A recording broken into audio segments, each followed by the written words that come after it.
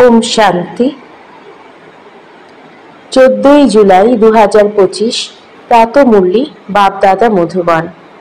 मिष्टी बाच्चारा बड़ बड़ स्थानगुलोते बड़ बड़ दोकान खोलो, प्लान बानाओ, मीटिंग करो, विचार विवेचना करते थाको जे किभाबे सेवा बाड़ानो जाए। प्रश्न, स्थूल जगते 7 ওয়ান্ডার্সের বিষয়ে तो सबाई जाने, किन्तु सबथेके बड़ ওয়ান্ডার कोनटी जेटा केवलमात्र बाच्चारा तोमराई जानो। उत्तर, सबथेके बड़ ওয়ান্ডার तो हलो एटाई जे सकलेर सद्गति दाता बाबा एसे एखन पढ़ाচ্ছেন। এই আশ্চর্যপূর্ণ কথা সবাইকে শোনানোর জন্য তোমাদেরকে নিজেদের দোকানে চিত্র প্রদর্শনী করতে হয়, কেননা মানুষ আকর্ষণীয় চিত্র প্রদর্শনী দেখেই এখানে আসে। তাই সব থেকে ভালো আর বড় দোকান ক্যাপিটালে হওয়া চাই, যাতে সবাই এসে বুঝতে পারে। গীত, মরণও তোমার পথে, জীবনও তোমারই পথে। ওম শান্তি।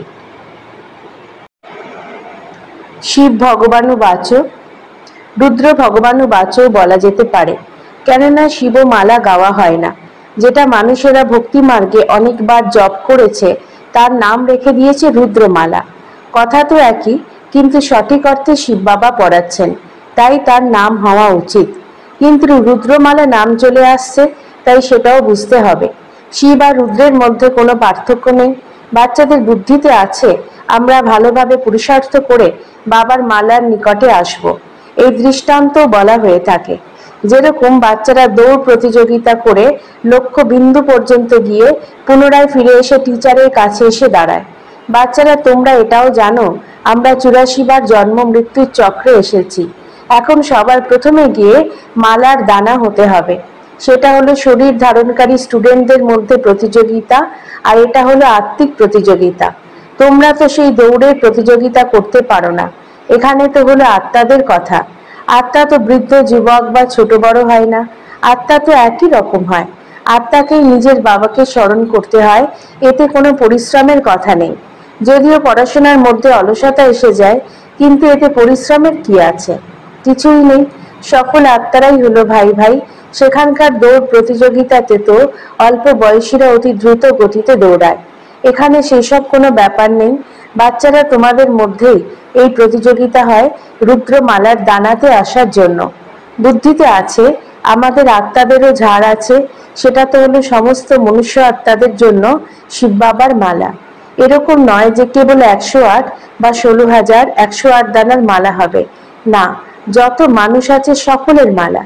বাচ্চারা মনে করে নম্বরের ক্রমানুসারে প্রত্যেকে নিজের নিজের ধর্মে গিয়ে বিরাজমান হবে, যারা পুনরায় কল্পকল্পে সেই জায়গাতেই আসতে থাকবে। এটাও আশ্চর্যের বিষয়। দুনিয়ার মানুষ তো এই সমস্ত কথাগুলি জানে না। তোমাদের মধ্যেও যার বুদ্ধি বিশাল হবে সে এই কথাগুলিকে জানতে পারবে। বাচ্চাদের বুদ্ধিতে এই চিন্তনই যেন চলে, আমি সবাইকে সত্য রাস্তা কিভাবে বলবো। এই হলো বিষ্ণুর মালা। প্রথম থেকে বংশ তালিকা অনুসারে শুরু হয়। অনেক শাখা প্রশাখাও থাকে, সেখানে ছোট ছোট আত্মা থাকে। এখানে হলো মানুষের কথা। সমস্ত আত্মারা অ্যাকিউরেট সেখানে দাঁড়িয়ে থাকবে। এ হলো বড়ই ওয়ান্ডারফুল কথা। মানুষ তো এখনকার স্থূল জগতের ওয়ান্ডার্স দেখে থাকে, কিন্তু সেসব এমন কিছু নয়। এটাই হলো সব থেকে বড় ওয়ান্ডার, যে সকলের সদ্গতি দাতা পরমপিতা পরমাত্মা এসে এখন পড়াচ্ছেন। কৃষ্ণকে তো সকলের সদ্গতিদাতা বলা যায় না। তোমাদেরকে এই সমস্ত পয়েন্টগুলিকে ধারণ করতে হবে। মূল বিষয় হলো গীতার ভগবানকে নিয়ে। এই বিষয়ে জয় হলেই ব্যাস। গীতা হলো সকল শাস্ত্রের শিরোমণি, ভগবানের মুখ নিঃসৃত বাণী। প্রথম এই বিষয়ে চেষ্টা করতে হবে। আজকাল মানুষ চমৎকার এবং আকর্ষণীয় চিত্র দেখতে পছন্দ করে। যে দোকানে খুব সুন্দর সুন্দর চিত্র প্রদর্শিত হয় সেখানেই মানুষ বেশি করে যায়, মনে করে যে এখানে ভালো কিছু পাওয়া যাবে। বাচ্চারা ভয় পেয়ে যায়, এত বড় বড় সেন্টার খুলতে গেলে তো 1,00,000 2,00,000 সেলামি দিতে হবে, তাই মনের মতো ঘর পাওয়া যাবে। তাই বাবা বলছেন একটাই দোকান হোক এবং সেটা যেন রয়্যাল হয়। বড় দোকান বড় বড় শহরেই হয়ে থাকে। তোমাদের সব থেকে বড় দোকান হওয়া চাই ক্যাপিটালে। বাচ্চাদেরকে এই বিষয়ে বিচার সাগর মন্থন করতে হবে যে কিভাবে সেবা আরো বৃদ্ধি করা যায়। বড় দোকান দেখে অনেক বড় বড় ধনী মানুষও সেখানে আসবে। বড় এবং উচ্চপদস্থ ব্যক্তিদের বলা কথা খুবই শীঘ্রই চারদিকে ছড়িয়ে পড়ে। প্রথম প্রথম এই বিষয়ে প্রচেষ্টা করতে হবে। সেবা করার জন্য সব থেকে বড় স্থান এমন জায়গাতে বানাও যেখানে বড় বড় উচ্চপদস্থ মানুষেরা এসে দেখে এবং আশ্চর্যান্বিত হয়ে সেখানে বোঝানোর জন্য ফার্স্ট ক্লাস আত্মা চাই। কোনো একজন বিকে যদি হালকাভাবে বোঝায় তাহলে তারা বুঝে যায় হয়তো সমস্ত বিকেরা এইরকম হয়। এই জন্য দোকানে সেলসম্যানও অত্যন্ত ভালো এবং ফার্স্ট ক্লাস রাখতে হবে। এটাও একটা কারবার। বাবা বলেন সাহসী বাচ্চার জন্য সাহায্যকারী হলেন বাপদাদা। এখানকার এই বিনাশী ধন কোনো কাজে আসবে না। আমাদেরকে নিজের জন্য অবিনাশী উপার্জন করতে হবে, আর এর দ্বারাই অনেকের কল্যাণ হবে। যেরকম ভাবে এই ব্রহ্মাও করেছেন, বাবার আশ্রয় থেকে কি কেউ না খেতে পেয়ে মরবে নাকি? তোমরাও খাবে, এরাও খাবে। এখানে যা কিছু খাদ্য পানীয় পাওয়া যায় এসব অন্য কোথাও পাওয়া যায় না। এই সব কিছুই হলো বাচ্চাদের জন্য। বাচ্চাদেরকে নিজেদের রাজত্ব স্থাপন করতে হবে। এর জন্য বিশাল বুদ্ধি চাই। ক্যাপিটালে যদি এই নাম প্রচারিত হয় তাহলে সবাই বুঝতে পারবে, বলবে অবশ্যই এরা তো সত্য কথাই বলে আসছে। বিশ্বের মালিক তো ভগবানই এসে বানাচ্ছেন। মানুষ মানুষকে বিশ্বের মালিক বানাতে পারে না। বাবা সেবার বৃদ্ধির জন্য রায় দিচ্ছেন। সেবার বৃদ্ধি তখনই হবে যখন বাচ্চারা উদারচিত্ত হবে। যে কোনো কাজ করবে উদার মনে করো। কোনো শুভ কাজ নিজেই করা, এটা খুবই ভালো কথা।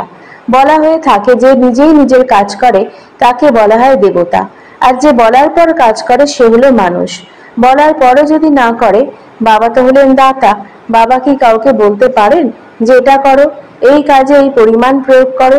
না, বাবা বোঝাচ্ছেন বড় বড় রাজাদের হাত কখনোই বন্ধ থাকে না। রাজারা সবসময় দান করতে থাকেন। বাবা রায় দিচ্ছেন যে সেখানে গিয়ে কি কি করতে হবে। সতর্কতা প্রচুর অবলম্বন করতে হবে। মায়ার উপরে বিজয় প্রাপ্ত করতে হবে, কারণ প্রাপ্তি হলো অনেক উঁচু।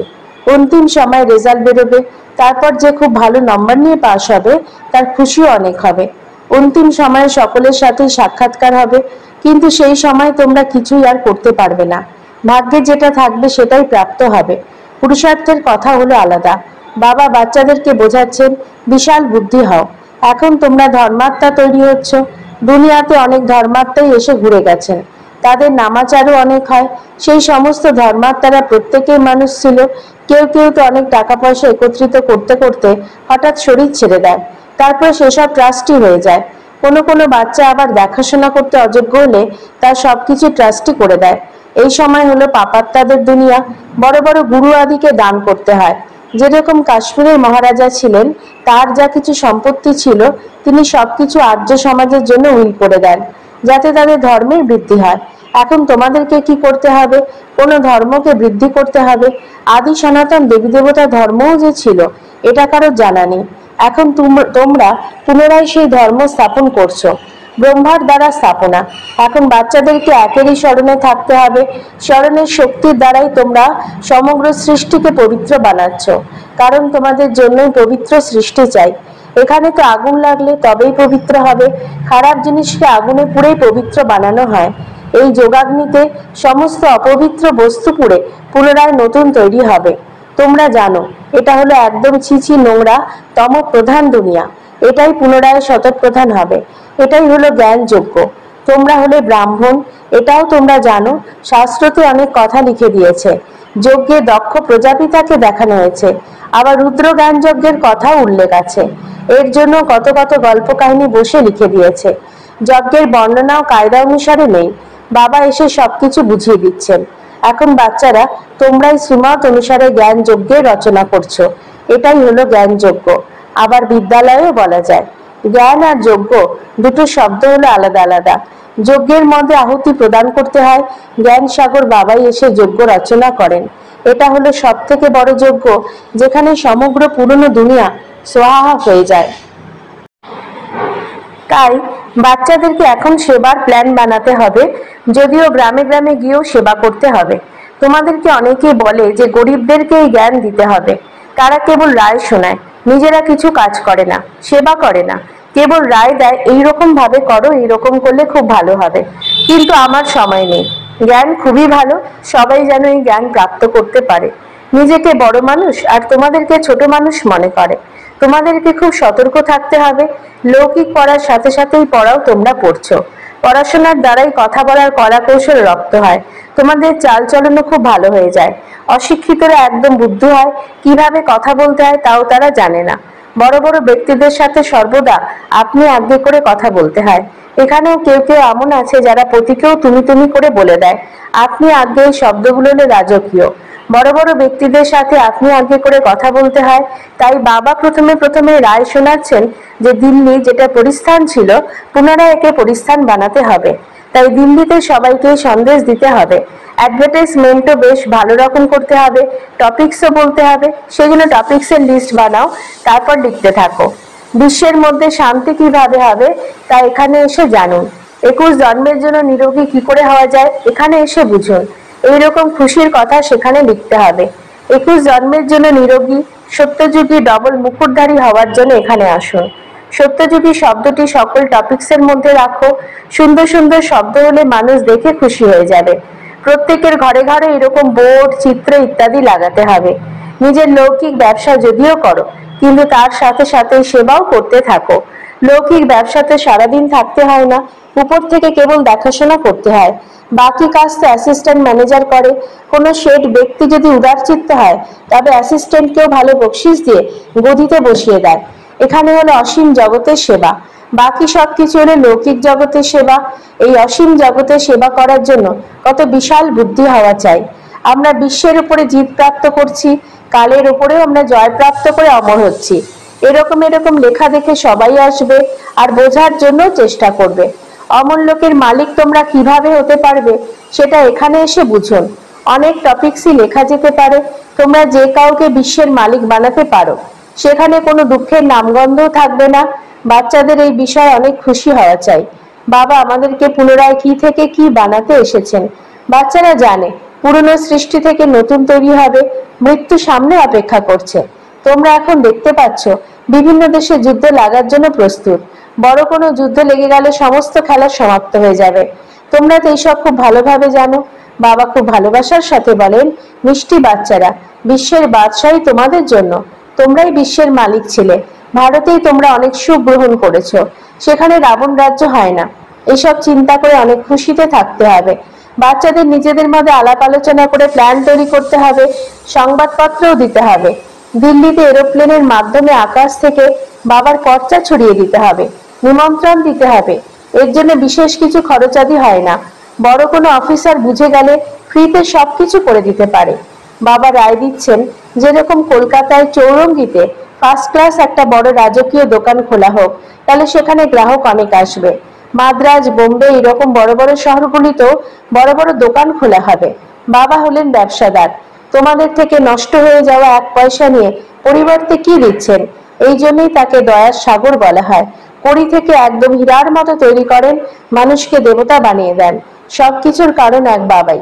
বাবা যদি না আসতেন তাহলে তোমাদের কি মহিমা হতো? বাচ্চারা, তোমাদের এই খুশিতে থাকতে হবে যে স্বয়ং ভগবান আমাদেরকে পড়াচ্ছেন। এম অবজেক্ট নর থেকে নারায়ণ হওয়া, সেটাও সামনে উপস্থিত।